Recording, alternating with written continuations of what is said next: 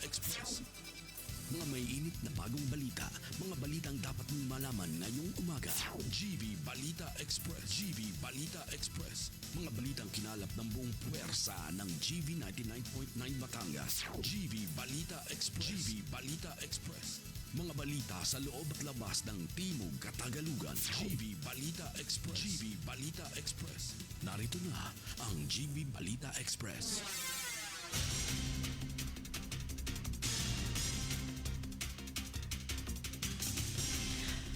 Magandang umaga mga ka-vibes! Kayo ay nakatutok sa GV Balita Express sa programang Good Vibes Morning. Kasama ninyo, inyong lingkod po, DJ Frankie, at kasama rin natin sa kabilang linya si DJ Joey Boy at DJ Noel upang maghatid ng pinabagong balita, keeping you GV informed, GV aware, and GV updated. Muli, ito po ang GV Balita Express. oras natin ngayon, 4 minutes makalipas ang alas 7 ng umaga, hatid sa atin ng Biogesic. Headaches can strike anytime, anywhere, kaya always bring Biogesic. Anytime, anywhere. Choose ingat, choose Biogesic. At para sa ating headlines, balita. Kamara inaprubahan ang 6.7 na trillion pesos na budget para sa 2026. At ipinag-iimbestiga ang substandard na flood control sa project sa Pampanga. Jinggoy, Joel, Zaldico at iba pa pinakakasuhan na matapos idawit sa flood control anomaly. 80 anyos na lola pinasok at sinupot ang ulo, patay sa Laguna. Senglot nag-amok, patay sa suntok ng vendor sa Rizal. Obrero, pinaslang ng tandem sa harap ng kinakasama sa General Trias. At isang lalaki arestado matapos mahulihan ng baril sa Cuenca, Batangas. Lalaki patay matapos hampasin ng maso sa ulo ng kanyang kasama sa bahay sa Nasugbu. At isang sunog sumiklab sa isang residential building sa Batangas City kagabi. Bagyong Opong napanatili ang lakas habang nasa karagatan pa rin ng bansa. Mga lugar na walang pasok ngayong araw dahil sa masamang panahon, alamin. Para sa detalye ng balita, Kamara inaprubahan na ang mahigit 6 trillion pesos budget para sa 2026. At para sa detalye, DJ Joey Boy, ibalita mo. GV Balita Express. DJ Frankie, naprubahan na ng House Committee on Appropriations nitong Martes sa committee level ang panukalang 6.793 trillion pesos national budget para sa taong 2026 matapos ang 37 araw ng deliberasyon sa antas ng komite. Tinanggap ng komite ang mga amyenda na isinulong ng subcommittee noong Lunes kung saan 255 billion pesos mula sa orihinal na alokasyon ng DPWH para sa flood control projects ang inilipat patungo sa mga programa ng edukasyon, kalusugan at kagalingang panlipunan. Ayon kay House Appropriations Panel Chair at Nueva Ecija Representative Micaela Angela Swansing, ngayong taon ipinatupad ang malawakang reforma sa proseso ng pagbabalangkas ng budget upang itaguyod ang transparency at maiwasan ang kontrobersyal na insertions na naganap noong nakaraang taon. Dati, ang mga amyenda ay pinoproseso ng isang hindi transparent na small committee na binubuo ng piling kongresista. Kahapon nagpulong ang House Budget Amendment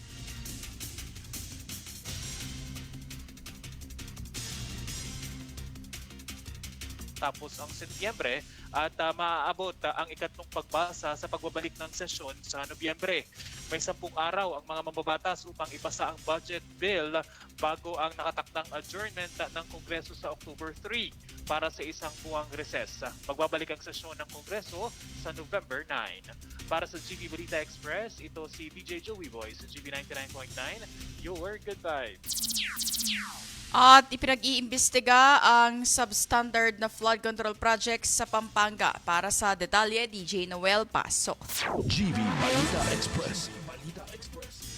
Isang flood control project na nagkakahalaga ng 300 million pesos sa Arayat, Pampanga ang iniimbestigahan matapos bumagsak makalipas lamang ang isang taon mula nang matapos ito noong 2023. Personal na inspeksyon ni na DPWH Secretary Vince Dizon at Independent Commission for Infrastructure Advisor Baguio Mayor Benjamin Magalong ang lugar kung saan nakita nila ang mga palatandaan ng manghinang disenyo at posibleng kapabayaan. Hinarap nila ang contractor na si Edgardo Sagum ng Edmarie Construction, ngunit itinanggi nito ang anumang irregularidad at iginiit na sakop ng warranty ang pinsala kaya't ang pagkukumpuni ay walang dagdag gasto sa pamahalaan. Ayon kay Dizon, may sapat na basihan upang magsampa ng kaso, habang sinabi naman ni Magalong na rerepasuhin nila ang sukat at disenyo ng proyekto.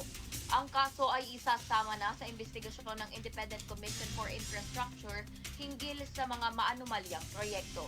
Para sa GV Balita Express, ito si DJ Noel sa GV 99.9, Your Good Vibes.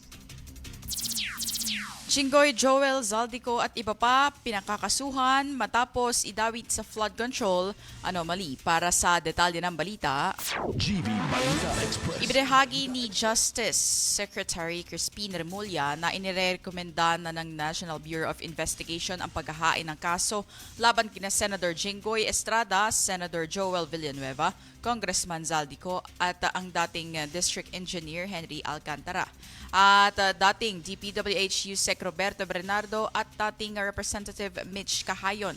Ito ay kasunod ng kanilang pagkakadawit sa flood control projects controversy. Ayon kay Remulla, mukhang nag-issue na ng Anti-Money Laundering Council ng freeze order laban sa mga ito para sa kanilang mga bank accounts. Maaalala na ikinanta na ngayong ni Alcantara ang kanyang nalalaman tungkol sa maruming kalakaran sa DPWH projects sa Bulacan kung saan inamin niya na merong 25% na nakalaan para sa mga proponent. At para sa GV Balita Express, ako po si DJ Frankie sa GV 99.9, Your Good Vibes. 80 anyos na lola pinasok at sinupot ang ulo patay sa Laguna. Para sa detalye, DJ Joey Boy, pasok. GV Balita Express. DJ Frankie, isang 80 anyos na negosyante ang natagpo ang patay matapos isupot ang ulo ng hindi pa kilalang salarin sa loob ng kanyang bahay sa barangay Brinza, Calawan City, Laguna. Kinilala ng pulisya ang biktima bilang si Lola Feli na natagpuan ng mga kapitbahay alas 6 ng umaga nang mapansing hindi pa bukas ang kanyang tindahan. Nakahandusay ang matanda at may supot sa ulo nang madiskubre sa loob ng bahay. Patuloy namang iniimbestigahan ng mga otoridad kung pagnanakaw ang motibo ng krimen. Para sa GV Balita Express, ito si DJ Joey Boy sa GV 99.9, Your Good Vibes. Lalaking nag-amok, patay sa suntok ng vendor sa Rizal. Para sa detalye ng balita, DJ Noel, pasok. GV Balita Express. Nasawi ang isang 50 anyos na lalaki matapos masuntok ng isang 21 anyos na tindero habang nanggugulo umano dahil sa kalasingan sa Rodriguez Rizal Lunes ng madaling araw. Kinilala ang biktima na si alias Orlando ng Barangay San Jose habang hawak ng pulisya ang suspect na si alias Jovin na haharap sa kasong homicide. Sa investigasyon, dakong alas 3:20 ng madaling araw nang suntukin ng suspect ang biktima sa muka, dahilan para bumagsak ito at mabagok ang ulo sa simento. Idineklarang dead on arrival ang biktima sa ospital. Para sa GV Balita Express, ito si DJ Noel sa GV 99.9, Your Good Vibes.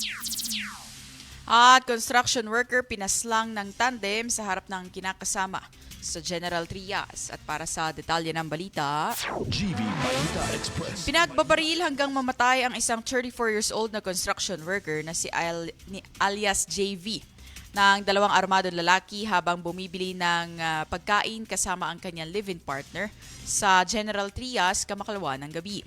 Ayon sa pulisya, dakong alas 6 ng gabi nang lapitan ng suspect ang biktima at bigla ang pinaputukan bago mabilis na tumakas. Dead on the spot si JV, ngunit nakatakbo pa rin sa General Trias Medicare Hospital kung saan inineklarang dead on arrival ng doktor. Ligtas naman ang kasama nitong si alias Grace na natulala sa bilis ng insidente. Patuloy ang investigasyon ng mga otoridad sa motibo at pagkakakinlanlan ng mga salarin. Para sa GV Balita Express, ako po si DJ Frankie sa GV 99.9, Your Good Vibes. At lalaki arestado matapos mahulihan ng baril sa Cuenca, Batangas. DJ Joey Boy, idetalye mo. GV Balita Express. DJ Frankie, arestado nga ang isang lalaki matapos mahulihan ng baril na walang kaukulang dokumento sa Barangay Poblacion 2, Cuenca, Batangas, dakong alas 3:30 ng madaling araw noong Setyembre 22. Ayon sa Cuenca Police, inaresto ng mga pulis ang sospek na nakilalang sa alias na James, 39 anyos at residente ng Lipas City. Ang pag-aresto ay konektado sa isang insidente na nangyari sa Barangay Don Juan noong Setyembre 21. Ayon sa mga kasama ng biktima, itinuro si James at kasama nitong si Aklan, 47 anyos, driver din mula Lipas City, tapos sila sumailalim sa paraffin test ng Batangas Forensic Unit. Sa isinagawang search sa kanilang sasakyan na SUV, na-recover ang isang sling bag ni James na may lamang Glock 19 caliber 9mm pistol, 3 magazine na may live ammunition at isang NBI ID. Inamin ng sospek na kanya ang baril pero hindi siya nakapagpakita ng permit o rehistro at ayon pa sa kanya ay for processing pa umano ang mga papeles ng baril. Dinala siya sa ospital para sa medical exam at ngayon ay nasa kustodiya na ng Cuenca Municipal Police Station para sa pagsasampa ng kaso sa ilalim ng Republic Act 10591 o Comprehensive Firearms and Ammunition Regulation Act. Para sa GV Balita Express, ito si DJ Joey Boys, GV 99.9, Your Good Vibes. At lalaki patay matapos hampasin ng maso sa ulo ng kanyang kasama sa bahay sa Nasugbu. Para sa detalye, DJ Noel, pasok. GV Balita Express. Balita Express.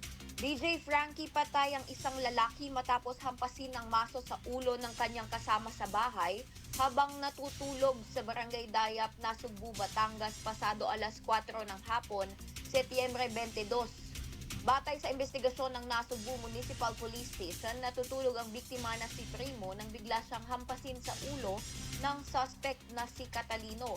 Isinugod pa sa ospital ng Nasugbu ang biktima pero bandang alas 8 ng gabi, idineklara din itong dead on arrival. Matapos ang krimen, tumakas ang suspect pero agad nagsagawa ng follow-up operation ang mga pulis. Sa pag-aksyon ng Nasugbu PNP, naaresto din sa parehong barangay ang suspect at na-recover ang ginamit na maso. Inaalam pa ang motibo sa pagpatay.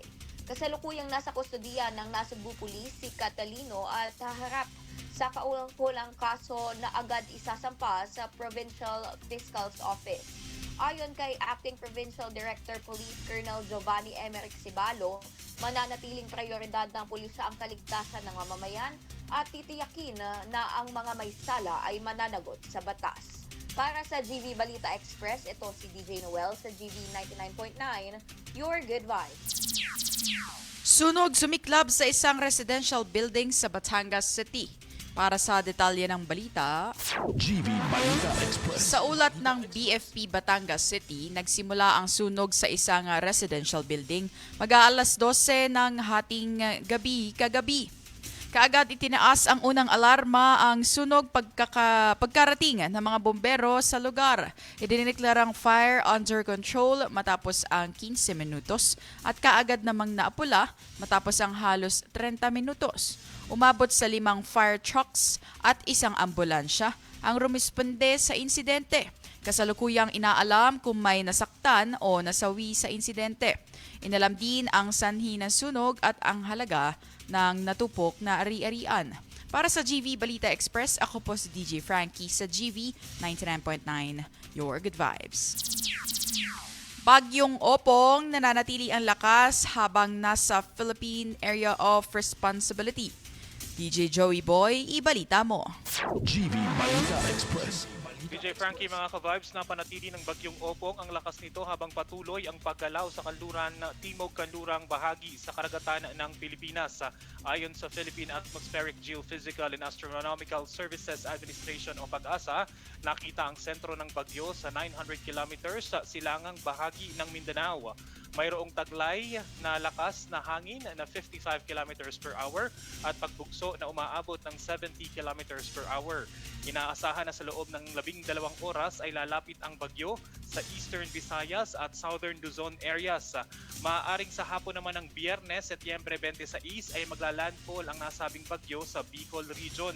Maaaring maabot bilang severe tropical storm category ang bagyo habang ito ay nasa karagatan ng bansa.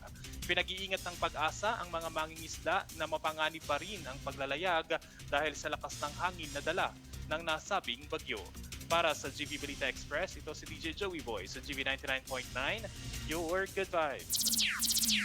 Mga lugar na walang pasok ngayong araw dahil sa masamang panahon, alamin kasama si DJ Noel. DJ Noel, ibalita mo.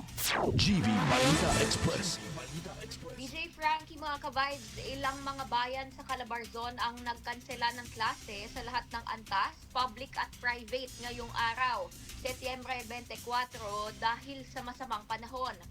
Sa mga sumusunod na lugar ay wala pong pasok dito sa Cavite, General Emilio Aguinaldo, Tanza at Kawit at General Trias. Samantala sa Los Baños, Lumban at Alaminos, Laguna ay nagdeklara rin ng suspensyon.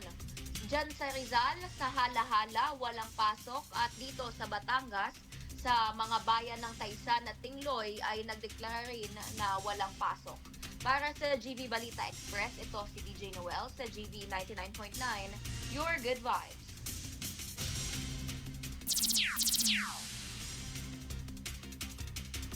At yan ang kabuuan ng balita hatid sa atin ng Unilab. 80 years ng alaga ay lagang Unilab yan. At manatiling nakatutok para kayo ay GV informed, GV aware, and GV updated. Muli ako po si DJ Frankie at kasama natin ngayong umaga si DJ Joey Boy at DJ Noel dito lamang sa the most influential Good Vibes radio station. Ito po ang GV 99.9, Your Good Vibes. GV Balita Express. GV Balita Express. Mga may init na bagong balita, mga balitang dapat mong malaman ngayong umaga. GV Balita Express. GV Balita Express. Mga balitang kinalap ng buong puwersa ng GV 99.9 Batangas. GV Balita Express. GV Balita Express. Mga balita sa loob at labas ng Timog Katagalugan. GV Balita Express. GV Balita Express. GV Balita Express. GV 99.9.